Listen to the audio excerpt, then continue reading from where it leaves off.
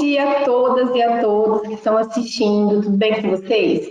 Eu sou a professora Larissa Klosowski de Paula, sou formada em História pela Faculdade Estadual do Paraná, campus de Paranavaí, sou mestre em ensino pela mesma universidade e atualmente sou doutoranda pelo programa de pós-graduação da Universidade Federal da Grande Dourados, da UFGD, programa de pós-graduação em História.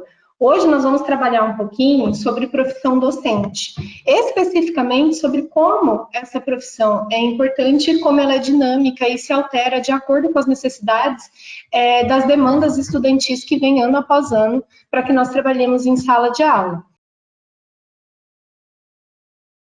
Essa disciplina, ela é curta, ela tem 4 conteúdos estruturantes dentro dos seus princípios ali, e o objetivo dessa disciplina, os objetivos, para ser mais preciso, eles se intercalam com o conhecimento de como a profissão docente ocorre, como ela é na prática e quais são os aspectos relevantes do tracejo histórico dessa profissão, o que influenciou, quais são os pensadores clássicos que interpelam o pensamento docente e por aí vai. Para tanto, a gente vai discutir primeiramente algumas exigências educacionais e a própria profissão docente em si. Aí nós vamos passar para o papel do professor em sala de aula em relação principalmente ao planejamento das aulas e a estruturação do currículo. Nós vamos trabalhar com a questão dos professores enquanto profissionais frente ao processo educativo e vamos fechar com o pensamento liberal, principalmente com alguns autores, citando alguns autores que influenciaram muito nos objetivos e no manejo ali das dinâmicas que são influentes na nossa profissão até a atualidade. Para começar, no que diz respeito a essas exigências educacionais e a própria profissão docente em si, a gente parte do pressuposto de que é necessário ao docente acompanhar a dinâmica das transformações sociais. Isso também foi uma questão trabalhada nas webinars de ontem, para quem acompanhou, nas 3 que tiveram, seja sobre filosofia, sobre as séries iniciais que foi trabalhada pela professora Gilmara, ou pela disciplina de formação de organização escolar que eu trabalhei com vocês ontem também. Por que é necessário ao docente acompanhar a dinâmica das transformações sociais? Porque nós não trabalhamos apenas com um platô de pessoas no decorrer de toda a nossa vida. Nós trabalhamos com vários. Por exemplo, há quantos anos um professor fica na mesma escola ou em escolas distintas e a quantos públicos diferentes ele atende no exercício da sua profissão? A gente trabalha, por exemplo, com alunos que nasceram na década de 90, na década de 2000, na década de 80, para quem já tem mais tempo de profissão, e por aí vai. E cada uma dessas décadas forma sujeitos diferentes, porque a sociedade é dinâmica e ela se transforma. Para que nós consigamos lidar da melhor maneira possível com todas essas demandas que englobam o fazer docente e que a gente sabe que não é só relacionado ao conhecimento científico em si, porque a gente trabalha com multiperspectivas e múltiplos sujeitos dentro de sala de aula, então nós precisamos acompanhar essas transformações sociais para que possamos dar conta dessa demanda e formar sujeitos críticos que atendam à sociedade contemporânea. Um dos pontos ali de enfrentamento na qualidade em relação à formação docente e no acompanhamento dessas transformações sociais, que foi identificado em alguns dos estudos que nós vamos falar daqui a pouco, está relacionado à tecnologia.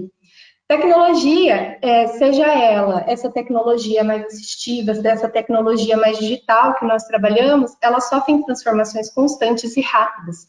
E nem sempre os docentes dão conta de acompanhar essas transformações, haja vista que trabalhamos com cargas horárias bem pesadas e com públicos bem distintos e também com recursos disponíveis que, por vezes, nós não sabemos como trabalhar. E esses pontos tecnológicos de estrangulamento são apenas alguns dos principais aspectos que a gente enfrenta quando no exercício da profissão. No entanto, para que esses pontos de enfrentamento eles sejam transpassados com maior facilidade, as 2 formações que a gente possui na vida e que a gente continua dando suporte, elas são importantes. São as formações inicial e continuada. A inicial, porque é através dela que nós temos contato com tudo aquilo que vai ser específico e mais necessário para a nossa profissão enquanto sujeito formador.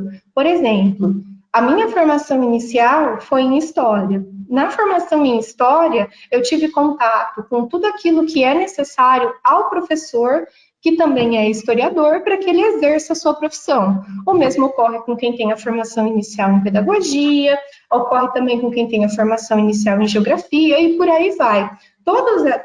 Isso que engloba essa formação inicial dá subsídio para que nós trabalhemos a especificidade do nosso processo formativo. No entanto, só essa formação inicial, ela não dá conta de nos preparar para todos esses tipos de enfrentamento que temos em relação à nossa profissão. E daí a necessidade da formação continuada, seja ela na pós-graduação, seja ela no mestrado, doutorado, pós-doc e por aí vai. Porque essas formações que são os complementares, elas dão suporte para que nós continuemos esse processo do aprender de maneira eterna, porque sempre enquanto você é professor, você vai ter que aprender, porque, como eu disse antes, trabalhamos com transformações sociais constantes, dinâmicas e muito rápidas. E nas formações continuadas, um pouco disso que a gente precisa para lidar com essas mudanças é nos ofertado para que nós possamos ali apreender esses conteúdos, essas dinâmicas e que possamos crescer ainda mais enquanto professores profissionais.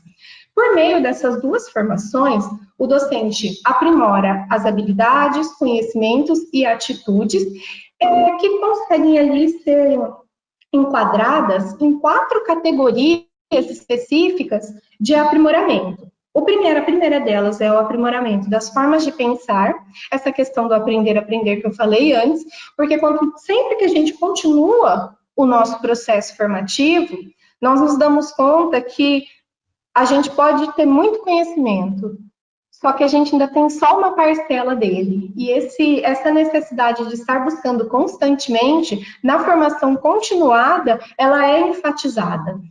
As formas de trabalho também são habilidades que são aprimoradas conforme nós damos continuidade à nossa formação, porque através dessas formas de trabalho com as quais a gente tem contato nas nossas formações, a gente consegue se comunicar e se organizar em equipes de maneira mais facilitada, porque quanto mais você tem contato com conteúdos distintos, mais há a necessidade de você dialogar esses conteúdos e conhecimentos com quem trabalha contigo e que, de repente, não teve a oportunidade de dar continuidade a essa formação por quaisquer motivos que sejam.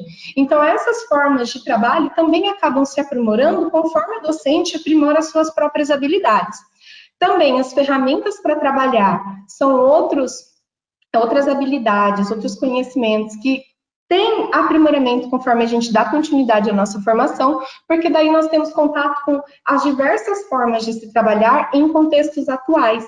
E a pós-graduação, principalmente, ela oferta essa possibilidade para que nós consigamos contemplar essas novas tecnologias, esses novos suportes para o aprimoramento constante da nossa prática. E a gente também consegue aprimorar a nossa forma de viver no mundo, a nossa consciência do viver e das nossas próprias responsabilidades, enquanto sujeitos, enquanto professores, enquanto sujeitos professores que formam outros seres. Dentro dessas perspectivas, uma pesquisa foi desenvolvida pelo Santos, pelo Morosini e pelo Stobaus em 2017, com alguns professores, e essa pesquisa foi feita de maneira ampla. Nessa pesquisa, eles conseguiram mapear que os docentes reconhecem a necessidade de aprender de maneira colaborativa, ou seja, de dar continuidade à sua formação e de que a partir dessa formação ele consiga aprimorar as suas formas de ver o mundo e de se relacionar com os outros. Eles também conseguiram mapear que os docentes se dizem mais críticos em relação ao seu papel social e em frente a essa necessidade de constante aprimoramento. No entanto, eles também conseguiram mapear que esses docentes se sentem pressionados e solitários frente às demandas educacionais. Por que essa perspectiva também foi mapeada por esses pensadores? Porque por mais aprimorados que nós estejamos e por mais contínua que seja a nossa formação, como eu disse no webinar de ontem, que é uma colocação da CAIME, nós não operamos no vazio.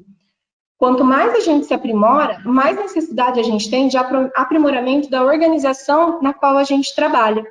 E se essas duas instâncias não caminharem em conjunto, torna-se, não vou dizer que impossível, mas torna-se dificultoso que o nosso aprimorar ele tenha aonde ser aplicado. Então, embora haja necessidade, hajam todas essas exigências educacionais da nossa profissão, também é necessário que as organizações tenham suporte para que nós consigamos aplicar tudo aquilo que a gente consegue desenvolver na nossa formação continuada, também aquilo que a gente veio da formação inicial. O uso das tecnologias da informação e comunicação, os chamados TICs, também pressionam os docentes à medida que faz-se necessário que nós aprimoremos nossos conhecimentos em relação a isso. No entanto, por vezes, a gente não tem estrutura de onde aplicar, conforme foi demonstrado na pesquisa dos autores aqui mencionados, e ao mesmo passo, como essas mudanças são constantes, por vezes nós não conseguimos acompanhar por questão de falta de tempo mesmo. O docente, para ele ter um salário digno, quantas horas ele precisa dispor para o trabalho? Quantas turmas ele precisa atender para ele conseguir fechar ali o final do mês as despesas da casa, as despesas consigo, com os filhos e por aí vai. Daí outra questão que também entra aqui e que dá um enfrentamento a essa questão do aprimoramento com os TICs. Ontem a gente falou também sobre diferenças socioeconômicas e de gênero, e o gênero também influencia nessas perspectivas de aprimoramento, porque já foi demonstrado em pesquisas no Brasil que as mulheres brasileiras trabalham cerca de, se eu não me engano, 3,5 horas a mais do que os homens, porque a gente ainda tem aquela perspectiva de cuidado com o lar.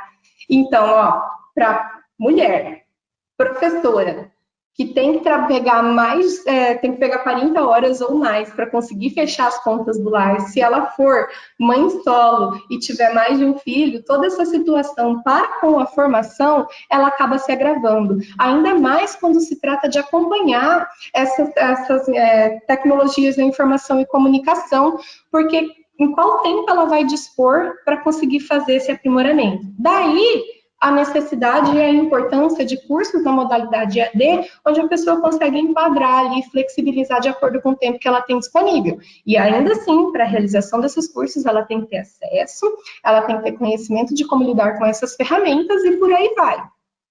A formação continuada, nesse sentido, ela ajuda a dar indícios para resolver essas problemáticas.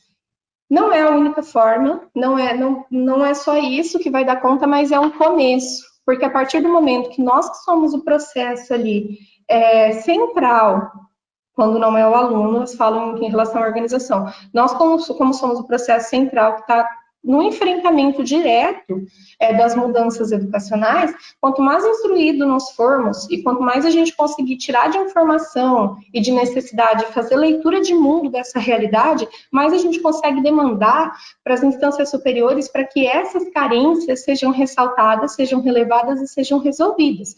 Então, no bojo ali dessas necessidades educacionais para a profissão docente, a formação continuada ela tem essa importância basilar justamente por conta disso, porque aprimora o nosso olhar para que nós consigamos identificar, enfrentar e criar meios para resolver todas essas problemáticas que são levantadas no bojo da nossa profissão. E